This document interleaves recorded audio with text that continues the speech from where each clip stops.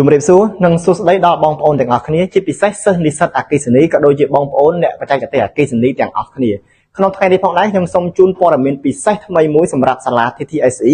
ដោយទទួលបានការគាំទ្រយ៉ាងច្រើនពីសំណាក់សិស្សនិស្សិតក៏ដូចជាអ្នកបច្ចេកទេសអគ្គិសនីលើជំនាញដំឡើងប្រព័ន្ធទូបញ្ជាអគ្គិសនីនិងប្រព័ន្ធបញ្ជាស្វ័យប្រវត្តិដូច្នេះសាលា TTSE ក៏បានរៀបចំថ្នាក់រៀនពិសេសថ្មីមួយបន្ថែមទៀតសម្រាប់វគ្គដំឡើងទូបញ្ជាអគ្គិសនីនិងប្រព័ន្ធបញ្ជាស្វ័យប្រវត្តិវេនចុងសប្តាហ៍ថ្ងៃអាទិត្យវគ្គសិក្សាពិសេសនេះសម្រាប់បងប្អូនសិស្សនិស្សិតដែលកំពុងសិក្សាជំនាញអគ្គិសនីក៏ដូចជាបងប្អូនអ្នកបច្ចេកទេសអគ្គិសនីទាំងអស់ដែលមានបំណងចង់បន្ថែមចំណេះដឹងលើផ្នែកប្រព័ន្ធបញ្ជាម៉ូទ័រ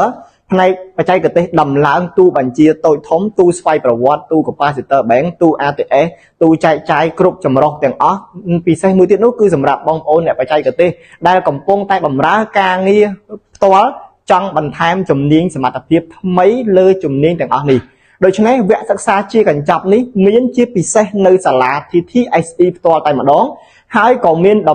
ការបញ្ចុះតម្លៃយ៉ាងពិសេសសម្រាប់បងប្អូនសិស្សនិស្សិតដែលកំពុងសិក្សាតាមបណ្ដាមហាវិទ្យាល័យនានាក៏ដូចជាបងប្អូនអ្នកបច្ចេកទេសដែលកំពុងធ្វើការងារផងដែរដូច្នេះរាល់ពេលបងប្អូនទាំងអស់គ្នាមកចុះឈ្មោះកុំភ្លេចយកបើសិនជាសិស្សតម្រូវឲ្យមានកាតបានសម្គាល់ខ្លួននិស្សិតហើយបើសិនជាបងប្អូនអ្នកបច្ចេកទេសកំពុងធ្វើការសូមយកកាតការងារបានការងារនោះយើងនឹងទទួលបានការបញ្ចុះតម្លៃយ៉ាងពិសេសក៏ដូចជាការផ្ដល់ជូនយ៉ាងពិសេសសម្រាប់ទាំងអស់គ្នាសូមបញ្ជាក់ផងដែរថាវគ្គសិក្សាពិសេសនេះយើងផ្ដោតទៅលើការអនុវត្តផ្ទាល់ទៅនឹងការងារជាក់ស្ដែង 100% ហើយពាក់ព័ន្ធនឹងបច្ចេកទេសការច្នៃបង្កើតសៀកខ្វី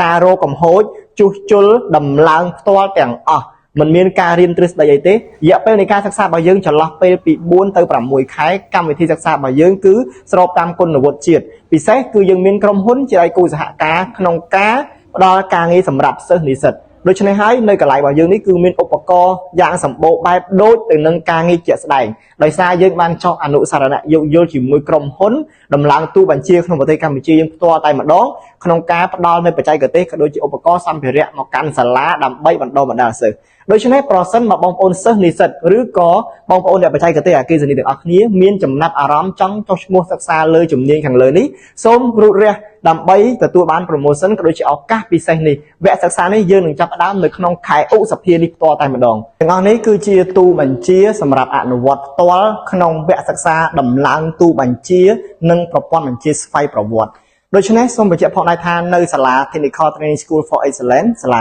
TTSE របស់យើងរាល់មុខជំនាញសិក្សាទាំងអស់ជាពិសេសវគ្គដំឡើងប្រព័ន្ធទូបញ្ជានិងប្រព័ន្ធស្វ័យប្រវត្តិហ្នឹងគឺយើងមានការអនុវត្តទៅនឹងទូផ្ទាល់ធំតូចទាំងអស់យើងរៀនពីទូមួយណាបានថាអញ្ចឹងនៅក្នុងនេះកម្មវិធីសិក្សារបស់យើងឆ្លងកាត់វគ្គហ្នឹងហើយប្រភេទទូទាំងអស់ត្រូវបានយកមកបង្រៀន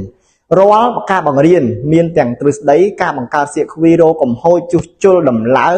ជាពិសេសគឺការដំឡើងផ្ទាល់ដូចជាស្ដែងដូចទូនេះអញ្ចឹងគឺទូ floor standing បានន័យថានៅពេលដែលសិស្សរៀនដល់តឡើងទូ floor ដែលយើងហៅអ្នកខ្លះហៅទូក្រងយើងគឺមាន sample ទូក្រងជាស្ដែងឲ្យតឡើងអញ្ចឹងហ្មងឲ្យសិស្សដឹងថាអូពី view ចំហៀងគេតឡើងអាម៉េចអាខាងមុខគេតឡើងអាម៉េចទូ capacitor ហ្នឹងគេយ៉ាងម៉េចទូ ATS យ៉ាងម៉េចទូបញ្ជា motor យ៉ាងម៉េចទូចែកចាយ MDB ហ្នឹងយ៉ាងម៉េចអញ្ចឹងគឺនៅ TTSE របស់យើងគឺផ្ដោតទៅលើការដំឡើងអនុវត្តផ្ទាល់បច្ចេកទេសបានន័យថាបើយើងរៀនពីសាលាទៅចំណេះដឹងរបស់យើងគឺចំណេះដឹងដែលទទួលស្គាល់សាលាគឺមានគុណវុឌ្ឍិមានអីត្រឹមត្រូវអញ្ចឹងគឺមានការទទួលស្គាល់មិនមែនចេះតាមជាងគាត់តាមការឋានចេះតគ្នាអានឹងចំណាំតឡើងអញ្ចឹងដោយអត់យល់មូលដ្ឋានប្រភពមកពីណាទេគឺយើងការដំឡើងមានស្តង់ដារបច្ចេកទេស follow តាមស្តង់ដារអីតាម IEC ឬតាមមួយណាអញ្ចឹងគឺយើងបញ្ជាក់លើកមកបង្រៀនសិស្សជាក់ស្ដែងដើម្បីឲ្យសិស្សមានទាំងចំណេះដឹងសមត្ថភាពជំនាញជាពិសេសនោះគឺការដំឡើងផ្ទាល់តែម្ដងអញ្ចឹងសូមកុំអារម្មណ៍ថាមករៀនគឺដូចថាសាលាខ្លះគឺមានថារៀនតែទ្រឹស្ដីរៀនតែសៀកខ្វីក្នុងសភៅក្នុងកណ្ដាលអញ្ចឹងទៅតែយើងអត់ទេគឺផ្ទាល់ទាំងអស់អនុវត្តទាំងអស់នៅទីនេះគឺ real ជានិច្ចហើយទាំងអស់នេះគឺដោយសារយើងបានដៃគូសហការពីក្រុមហ៊ុនដំឡើងទូអញ្ចឹងក្រុមហ៊ុនដំឡើងទូស្រុកខ្មែរយើងគឺកាលណាគាត់បានសៀកខ្វីឬក៏បានទូអីណានៃតាមទីផ្សារតម្រូវការទីផ្សារដើរដល់ណាគឺគាត់មាននឹងដែរអញ្ចឹងពេលនោះគឺគាត់ផ្ដល់មកឲ្យសាលាដើម្បីឲ្យសាលាបរៀនសិស្សដើម្បីសិស្សចប់ទៅមានសមត្ថភាពទៅធ្វើការក្រុមហ៊ុនគាត់បានអញ្ចឹងគឺចំណេញទាំងសងខាងអញ្ចឹង សម្រាប់បងប្អូនទាំងអស់គ្នាដែលចង់ចេះជំនាញបច្ចេកទេសក្នុងការដំឡើងប្រព័ន្ធទូបញ្ជានិងប្រព័ន្ធស្វ័យប្រវត្តិជ្រើសរើស TTSE គឺមិនខកបំណងទេធានាថាទាំងអស់គ្នានឹងទទួលបាននៅជំនាញនិងសមត្ថភាពពិតប្រាកដនៅលើវិស័យបច្ចេកទេសដំឡើងប្រព័ន្ធទូបញ្ជានិងប្រព័ន្ធស្វ័យប្រវត្តិនេះផ្ទាល់តែម្ដងសម្រាប់ព័ត៌មានបន្ថែមសូមតាក់ទងមកកាន់សាលា TTSE តាមរយៈប្រព័ន្ធ Telegram ខាងលើអរគុណជ្រាបសួរអ្នកទាំងអស់គ្នាជួបជាមួយនឹងខ្ញុំម្ដងទៀតហើយថ្ងៃនេះខ្ញុំនឹងនាំបងប្អូនទៅស្ដាប់ពីមតិយោបល់របស់សិស្សដែលសិក្សានៅវគ្គតម្លើងទូបញ្ជានិងប្រព័ន្ធស្វ័យប្រវត្តិ RTS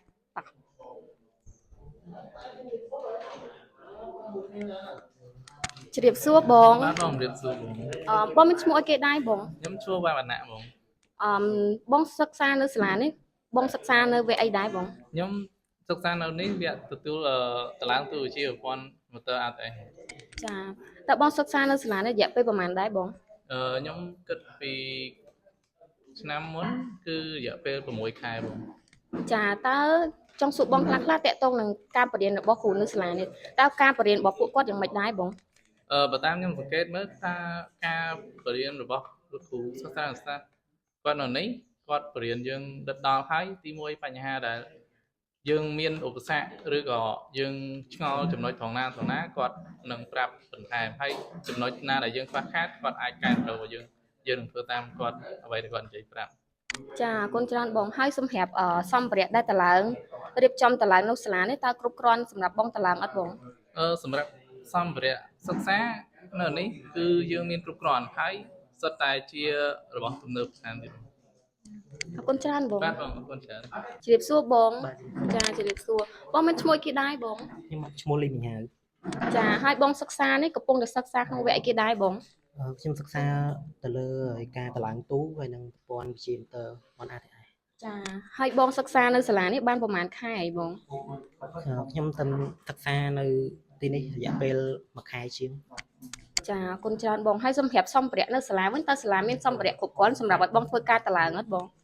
បាទនៅទីនេះមានសម្ភារៈគ្រប់គ្រាន់សម្រាប់ឲ្យសិស្សទាំងអស់តម្លើងចាអរគុណច្រើនបងហើយសម្រាប់ការគ្រូដែលគាត់បរៀននៅសាលានេះតើការបរៀនរបស់គាត់យ៉ាងម៉េចដែរបងសម្រាប់លោកគ្រូគាត់វិការបញ្យលគឺល្អនៅពេលដែលយើងមានចម្ងល់យើងអាចទៅសួរភាសាពីគាត់បានចាអរគុណច្រើនបងចា